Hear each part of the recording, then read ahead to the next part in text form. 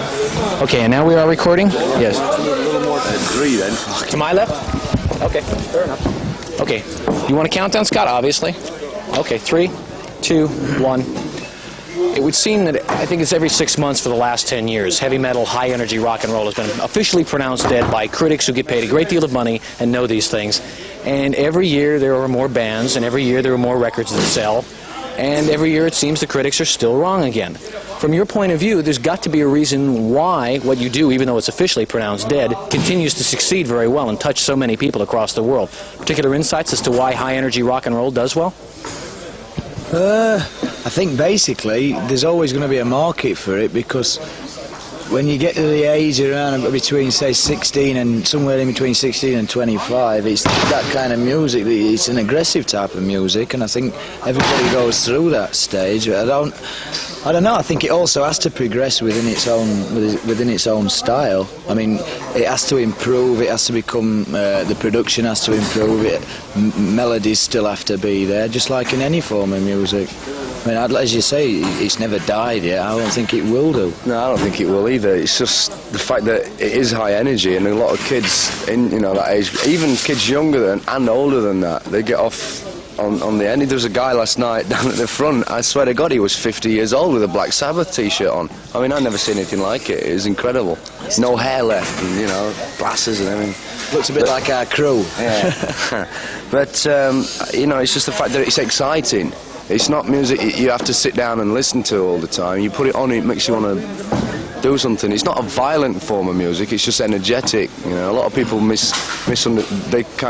see the difference between violence and just aggression. It's just like energy, really. That's all it is. Within the idiom that we're describing of high energy, heavy metal, there are probably 100 bands as I'm speaking, all of whom are either contemporaries or competitors with Def Leppard. And yet, at the moment, Leppard is head and shoulders in every form you want to look at it over anyone else in this particular field of high energy rock and roll. Do you have any insights as to why you are as important to the people who will come to see you tonight as you are? I think it's because we... Hi there. I think it's because we managed to get... That's an edit point.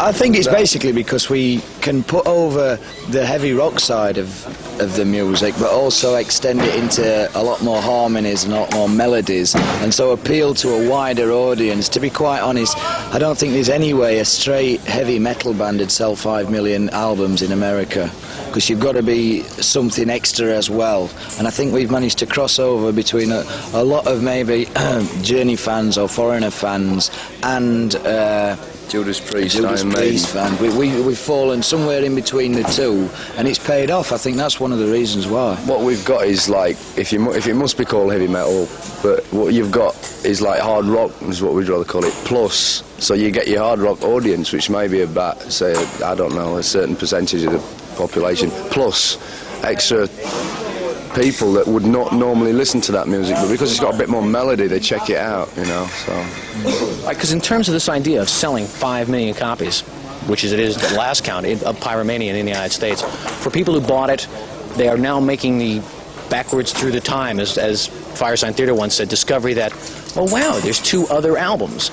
And when they put on Through the Night, and then go back to Pyromania, the same verve, nerve, if you wish, the same sheer joy of making music is still there on Pyromania as it was on Through the Night, when everybody was a little bit younger, perhaps a little more foolish, a little bit more naive in the vinyl jungle that the rock machine is.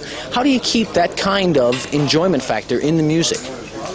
Purely probably because we actually enjoyed making the music. It's to us, it's not a job as such. I mean, it is because it's our living and our way of life and what have you. But we don't just go out there and say, oh hell, it's time to make another album. It's like, it's time to make another album, great, because it's exciting for us. It's like we were all very working class people from Sheffield, and it's a very industrial area, and it's very depressed now, more so than when we left, and it was depressed then.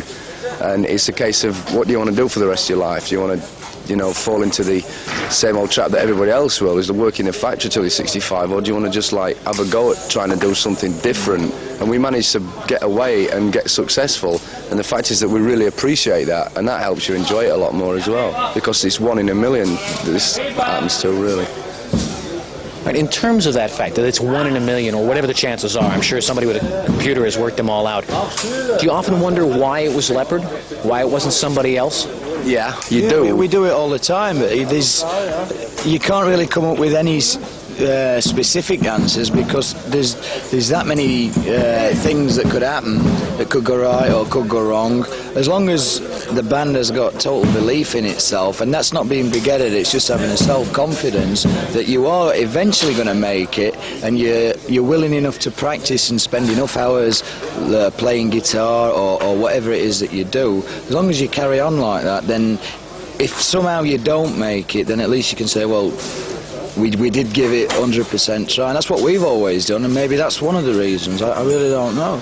There's so many factors to getting a band where it can get to, you know, like it's like good timing and good luck are so important, and they're the ones that people forget about.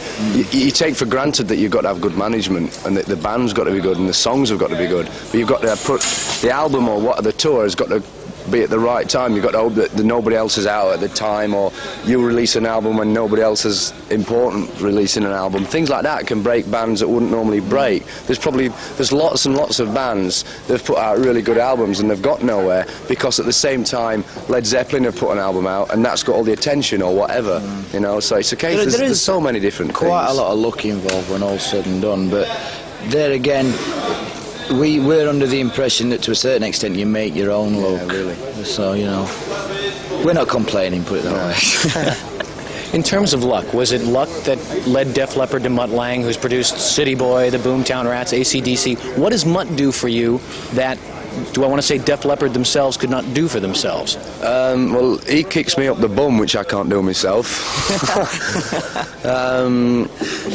I don't know. He's more than a producer. He's an engineer for a start, so he can do everything he wants. You know, he can twiddle the knobs as well as give the orders and what have you in the studio. But he's also a musician. He can play every instrument except the drums, and he plays them all real well. He's a great singer, so he knows exactly what everybody's playing, and he knows what kind of standard they're playing it to. And if it's not good enough for what his standards are, then it's done again, and basically now that has become our standard, because now we won't accept anything that's not good, whereas on the first album it was done in 21 days and we didn't know any different, and you listen to it now and you can hear a lot of faults that wouldn't have been there if Mutt would have done the first album. So the fact is that he's actually improved our standards, but he's great to be there because there's a second opinion outsider from the band we believe is so important for us, because it can make that you know, the decision that could be real difficult a lot easier, because he's got a lot more studio experience than we have. You know, I mean, like, he's got more experience than most bands in the world, because he goes in the studio 4 or 5 times a year, whereas most bands maybe only do that in their whole career. You know, so he's always going to have more experience in the studio than anybody produces. So you've always got to remember that you can always keep learning, which is what we do when we work with Mutt. Yeah. But it's now getting a lot easier, because the next album will be our 3rd one with him, and we know each other inside out anyway. So he knows when to stop, and we know when to stop as well. You know. Around us, within us, on top of us, they are assembling yet another stage for yet another show. And the 3 albums, the 2 that Mutt produced, plus the first one, are all studio productions, and of course Leopard is already picking up now a well-worn reputation here in Central Europe for superlative live shows.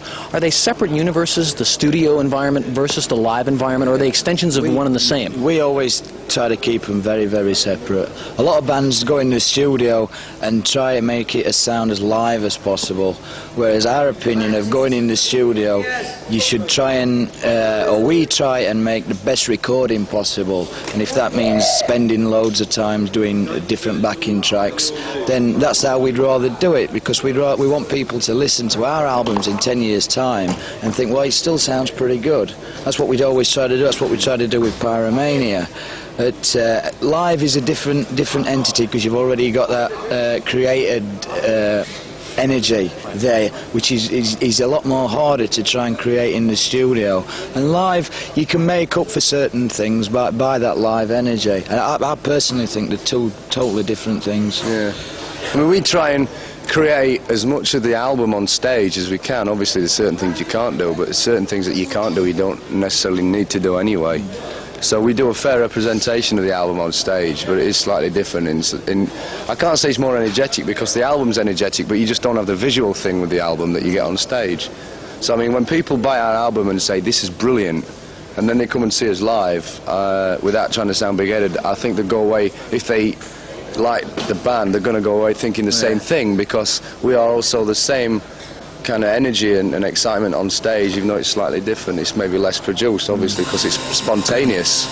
I don't think we're the type of band that strive for total perfection musically on stage and basically get to the stage where you've got 5 cardboard cutouts and you might as well play the album through the speakers, you know what I mean? We're more, okay, we've done our perfection bit in the studio, now let's go out and create a visual, because basically you're not just here to play music, you're there for a whole entertainment, you know, if it includes getting the crowd involved or whatever. As long as the people go home happy, then that's the main thing, because it's all entertainment then when you're playing live. Pocket theory time. I have a theory that says hard rock, first generation hard rock bands were Yardbirds, Stones. Second generation perhaps were Zepp, Purple, people of that ilk. Third generation were people like Motorhead, people like Whitesnake, and you and others are in the fourth wave. That's the pocket theory. All right, in general terms of rock itself, where do you see Zepp, where do I see Zepp, where do you see Def Leppard fitting into the rock music continuum? I don't know, really.